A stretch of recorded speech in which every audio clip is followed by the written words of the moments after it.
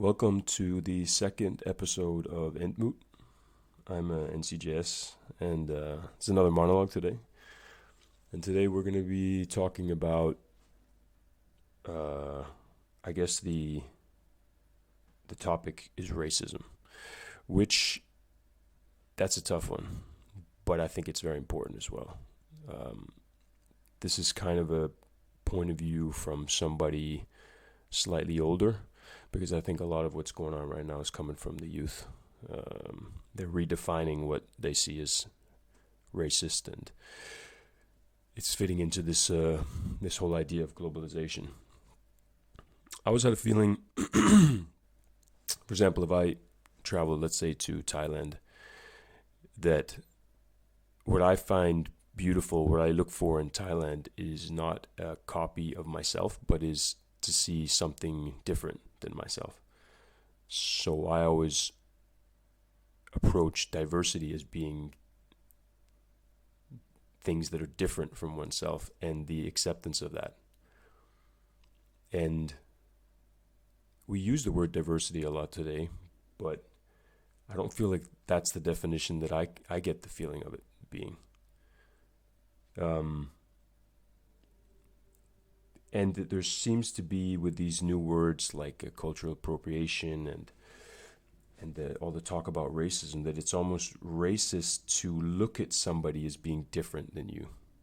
You can only try to see them as the same, which I find to be scientifically a little bit strange, because we can look at animals, different animals, and different, just an animal that comes from to the west side of the country and one from the east side, and they have a different color, and we can look at them and say, aha, they've developed differently. These two have developed differently.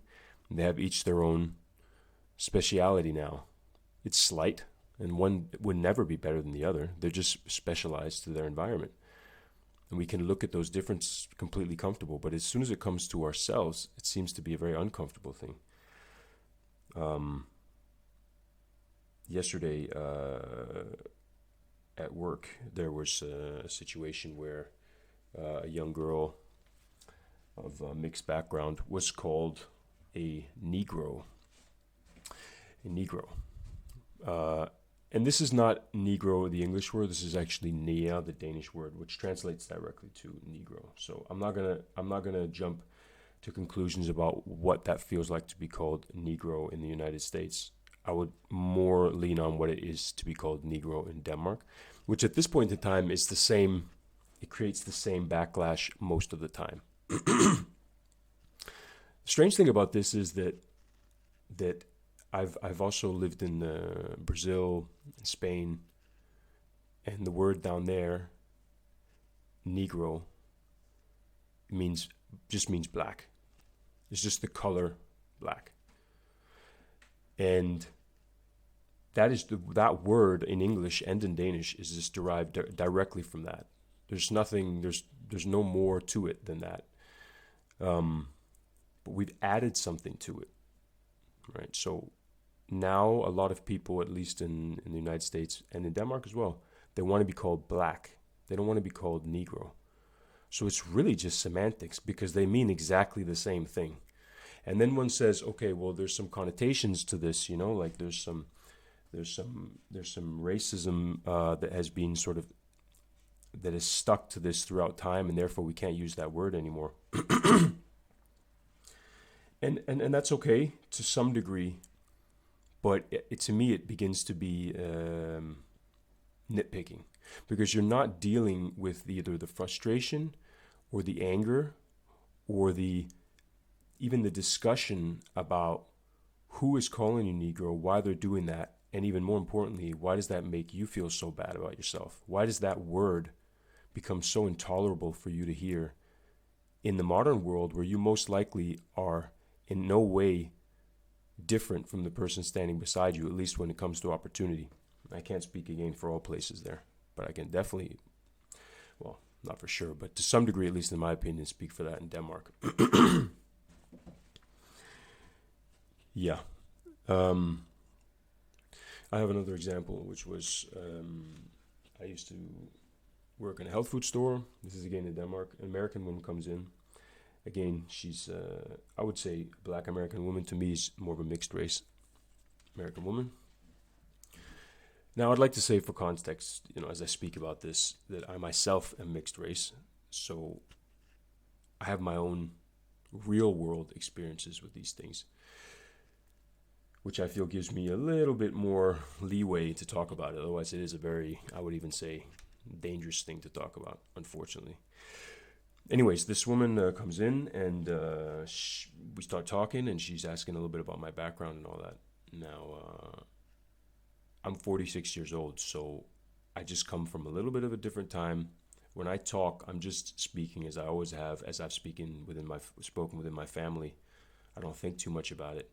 So she asks me, okay, what about your background? What's your background? Or what's your mother's background? I said, well, my mother is half caste.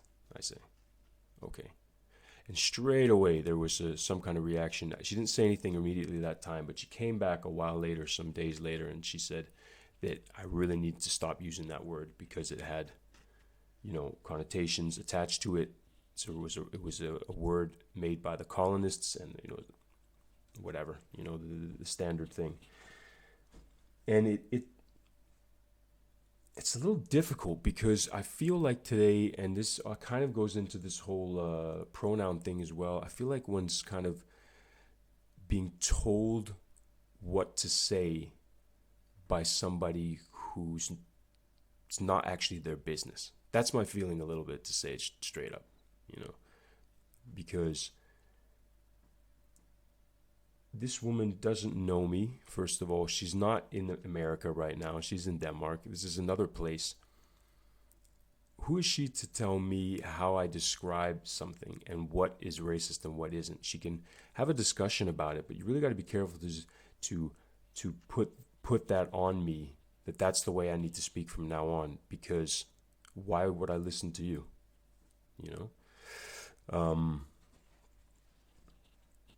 Yeah, it kind of upset me, and it kind of happens a lot these days, and I feel like it's happening again with this Negro thing, or Nea in Danish, and it kind of makes me think about the future.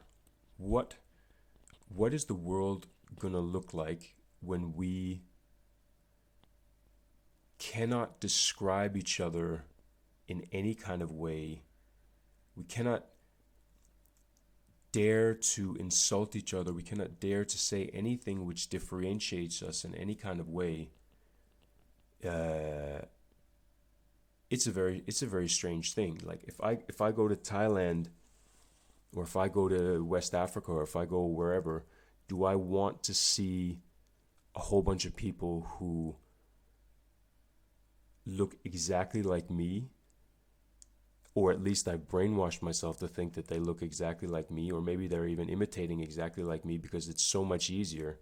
Because God forbid we categorize somebody in another category than we're in some kind of way. Which in the end of the day is just the brain's way of making life easier, of generalizing it. If you don't do that with your brain, you basically melt it down. It has to categorize and organize at all times all of the information that's going on around us. This is standard procedure for the brain. So I don't even know. I mean, you can see it with a lot of young people. They're stressed, man. I mean, they're stressed about all these things. They argue about it. They get extremely passionate about it. And it, in my mind, really doesn't matter. I mean, you should be proud of who you are, proud of how you're different. If people say something about who you are or how you're different that they find in their mind, they see that as a negative thing, well, either you don't need to believe it, or you can just sort of shrug at their ignorance or teach them. I think that's how we come closer together,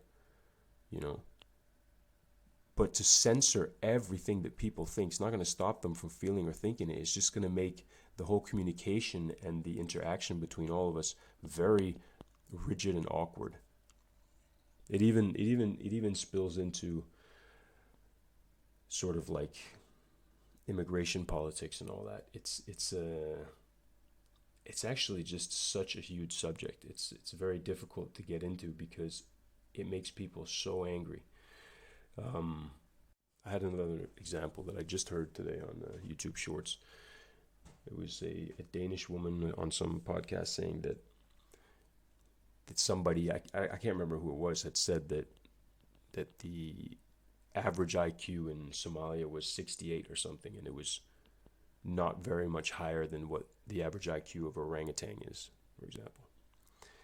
And she's in a lot of trouble because of this. But the weird thing is, she's in trouble just because she said this, not necessarily because of it being true or not. And a lot of people are going to say, of course that's not true and whatever. You know, I don't like the idea myself, but okay, let's just say it like this. There is evidence. I'm going to start off this being a little bit harsh to hear, but I'm going to turn it around later. There's evidence that there's difference in IQ depending on the different geological regions that people come from, period. Now, let's say I'm Somalian and I hear that. You have an orangutan, have a IQ slightly over that of an orangutan. Okay.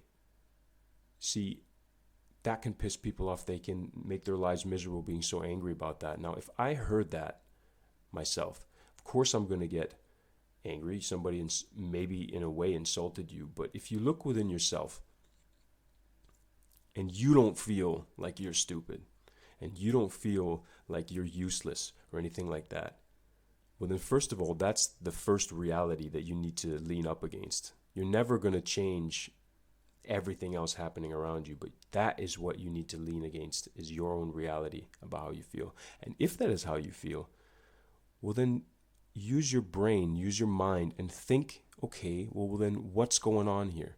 Somebody's done some kind of scientific research. You can't really deny that, right? So am I stupid? Am I really stupid? Or is there something else going on? Now, in this particular case, I would put forth a theory. Now, an IQ test, I've taken IQ tests before, and I'm sorry for all the scientists out there, but they're really primitive. They're super, I would say, narrow in their observation of what intelligence is. So IQ is a tool made for a certain group of people to judge themselves, almost like a mirror or a beauty standard. They're judging an intellectual standard from a very subjective point of view. IQ is subjective, 100%. I don't care what scientists say.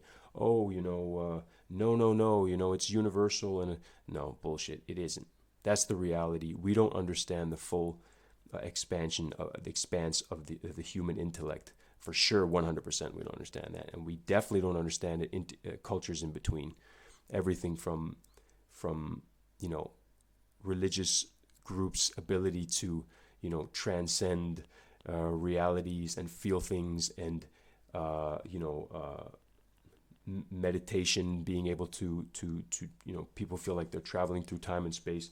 We don't know what's possible and not. We're just in a very subjective, narrow point of view, judging, okay, this is what intelligence is for us. I would 100% challenge that. So straight off the bat, I don't really give a fuck, excuse my French, that your test says that I'm as intelligent as orangutan. What does that mean? That might mean something to you, but it doesn't mean anything to me. Challenge it. That's how we come closer to each other. Because maybe, and I'm going to be a little bit racist here, maybe these white boys need to have a little bit of their own medicine. Turn it around. Switch it around. And say, yeah, okay, maybe in your point of view on what your subjective standards are to intelligence, I'm a fucking orangutan. But take a look at what my subjective point of view says about you. I remember one Ghanaian guy, I think he was, or some West African guy here in Denmark who had a channel on like one of these cable public access channels, where it was just anybody could make a television channel for a while. But he had an interesting observation.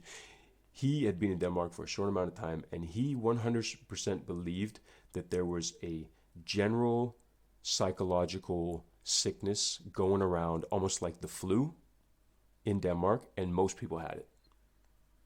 And he based it on the fact that for him, from his point of view, subjectively looking at people around him, could not understand why people were rushing so much to get somewhere, to get nowhere, basically, in his point of view. They were like 100% hamsters running on a wheel, like pushing people out of the way, ignoring people in the subway, rushing to get somewhere, which was bringing them right back to where they started, again and again and again. This guy's standing from some point of wisdom, looking at a bunch of 68 IQ orangutans running around, not understanding what the hell life is about. Switch the shit around. Switch it around. Then we can all hang around each other and challenge each other and get better for that. And then we don't need to censor words and be hurt and be afraid to say something and be afraid to hear something and be so sensitive. And we all want to be white and dressed in Western clothing because that's the only thing that makes us win in the world. What a bunch of crap. And how sad would that be? And that, to me, is the real racism, that you think that only white people can succeed and only white people have privilege and all this kind of, what are you talking about? You make your own privilege. You make your own success. You take it. If you've received success, you've received the handout. You take it for yourself, then you've earned it somehow. I know this kind of flipped around a little bit, this conversation, but in general, that's how I go out and look at the world when it comes to this direction we're going in of racism. And this, to me, is very closely aligned to the gender conversation of the sexes and all that. Because again, you need to understand that not everybody is going to be judging things from a completely a bird's eye view, objective point of view. It's subjective, personal point of view, and you need to start with yourself when believing if you're good enough or not in the end of the day, and then prove other people wrong. Then you will feel good about yourself, and it will just beat off you like water. And we're in a different time right now where I can say this. If this podcast was to a bunch of slaves straight off the ship, that's a different conversation because you're physically actually in a situation where you need to physically change your environment in order to have some opportunity. Nowadays, there's people who have, and there might be small differences in the amount of opportunity they have, but they have the opportunity to open their mouth and say something. They have the opportunity to create their own success. So they'll make excuses, To some degree, there's always excuses, and I accept that, but there's too many nowadays, and that makes people weak, in my opinion. So that was a bit of a messy podcast, but that was what was on my mind today. So thanks a lot for listening, and I'll see you next time. Bye.